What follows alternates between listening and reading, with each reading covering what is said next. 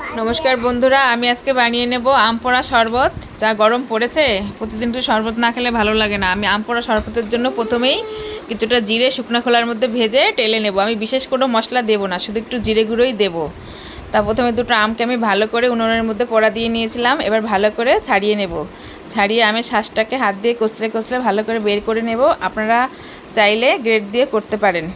পরে ঠান্ডা জল দিয়ে মিশিয়ে নেব আর দিয়ে নেব আন্দাজ মতো চিনি, আর দেবো কিছুটা বিট নুন। বিট নুন তো অবশ্যই দেবেন, দেওয়ার চেষ্টা করবেন, ভালো লাগবে। আর দিয়ে নেব দুটো কাঁচা লঙ্কা।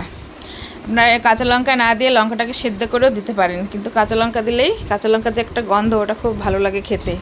তো আমার আম পোড়া শরবত একদম রেডি। তো একটা গ্লাসের মধ্যে কিছু বরফ কুচি দিয়ে আম পোড়া শরবতটাকে উপর থেকে ঢেলে নেব, আর সে যে ভাজা মশলাটা করে রেখেছিলাম জিরের গুঁড়োটা দিয়ে নেব। একদম রেডি আমার আম পোড়া শরবত। গরমে প্রাণও শান্তি, শরীরও শান্তি। খুব দারুণ দারুণ হয়েছিল।